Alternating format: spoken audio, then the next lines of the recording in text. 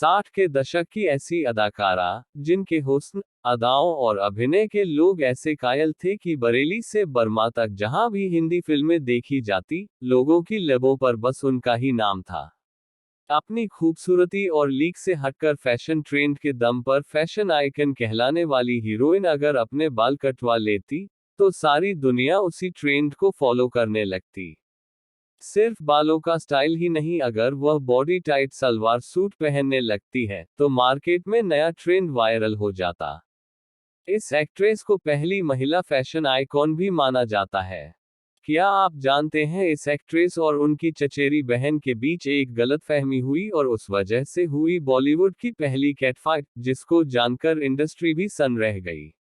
वो एक्ट्रेस जिसको अपनी पहली फिल्म के लिए सिर्फ ₹1 मिला, लेकिन कुछ ही दिनों में वह फिल्म इंडस्ट्री की सबसे महंगी हीरोइन बन गई। क्या आप जानते हैं कि इस एक्ट्रेस का अपनी ही बहन और नामी एक्ट्रेस के साथ ऐसा झगड़ा हुआ कि फिर दोनों ने कभी एक दूसरे को देखा तक नहीं। क्या आप जानते हैं कि अपने समय की सबसे महंगी इस हीरोइन को बाद के दिनों में किराए के घर में रहना पड़ा और आर्थिक तंगी भी झेलनी पड़ी। ये एक्ट्रेस और कोई नहीं, साधना है, जिनको देख उस दौर के लोग आज भी उनकी अदाकारी को याद कर उठते हैं। साधना की जिंदगी में रही उथल पुथल। फिल्मी सितारों की चकाचौंध भरी जिंदगी सभी को पसंद आती है। बाहरी लोग इनकी चमक दमक को देखकर बेहद खुश हो जाते हैं। लेकिन जब इन सितारों की अंदर की कहानियां लोगों के सामने आती हैं तो वो झकझोरने वाली होती हैं।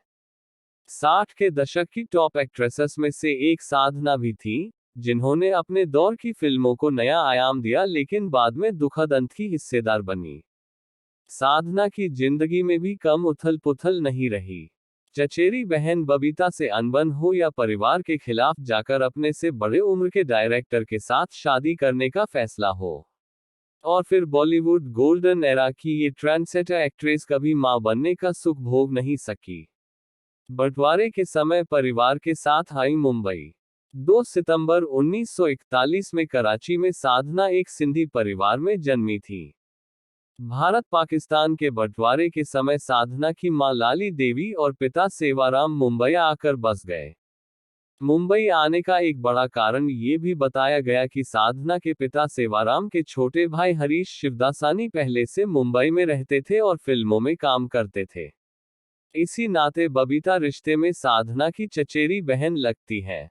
डिजिटल रिडी आपको बताएगा कि साधना का नाम साधना क्यों पड़ा। इसकी भी कहानी बेहद दिलचस्प है। दरअसल साधना के पिता सेवाराम 40 के दशक की पॉपुलर हीरोइन साधना बोस के फैन थे। इसलिए उन्होंने अपनी बेटी का नाम साधना रख दिया। स्कूलिंग करने के बाद साधना आगे की पढ़ाई के लिए जय हिंद कॉलेज गई, लेकिन घर की आर्थिक स्थिति ठीक न होने के कारण साधना को भी काम करना पड़ा। सुबह वह कॉलेज जाती और दोपहर में एक दफ्तर में टाइपराइटर की नौकरी करने लगी। आर्ट और एक्टिंग में बचपन से ही रुचि होने के कारण वह कॉलेज में ही नाटकों में हिस्सा लेने लगी। कैसे हुई फिल्मों में एंट्री। साधना एक बार अपने ग्रुप के साथ डांस सीख रही थी, तभी उन्हें पता चला कि राज कपूर को अपनी फिल्म के लिए एक ग्रुप डांस के लिए कुछ ऐसे स्टूडेंट की जरूरत है जो फिल्म के ग्रुप डांस में काम कर सके। इसके लिए हो रहे डांस टेस्ट में साधना को भी चुन लिया गया।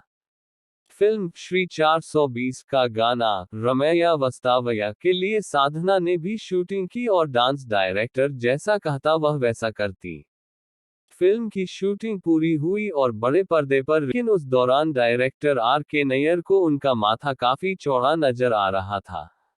उन्होंने तब एक्ट्रेस को लव इन शिमला के लिए साइन कर लिया था।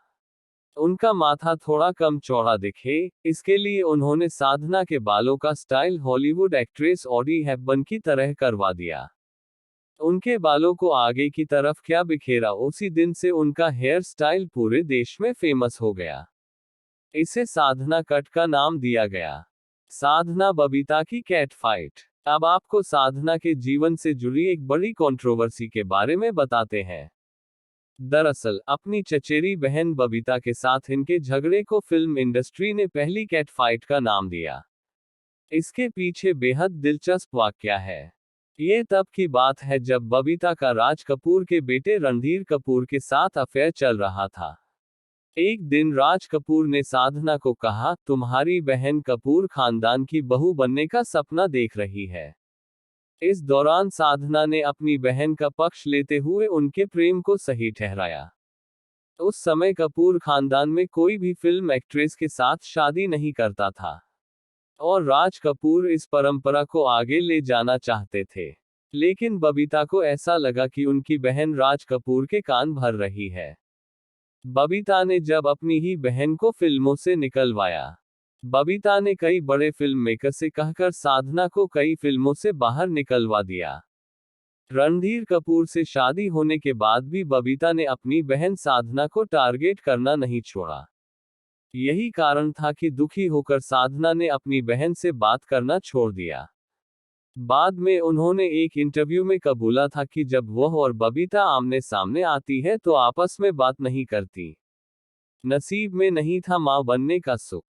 साधना को फिल्म लव इन शिमला के डायरेक्टर आर.के. नायर से फिल्म शूटिंग के दौरान ही प्यार हो गया था।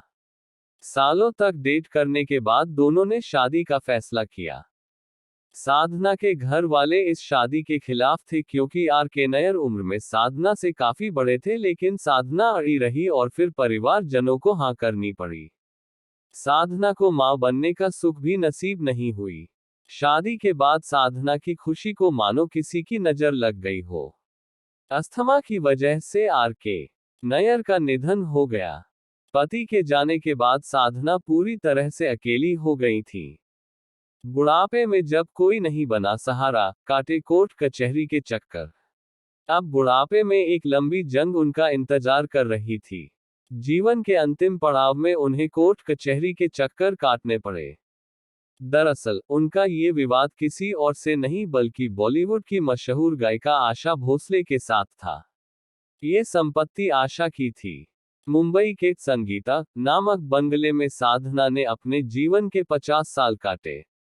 उसी बिल्डिंग में रहने वाले एक बिल्डर ने आशा को मोटी रकम देकर बिल्डिंग का ग्राउंड फ्लोर खरीदने का प्रस्ताव रखा, जिसमें साधना रहती थी। यहीं से उन्हें बाहर निकालने की कवायद शुरू हुई।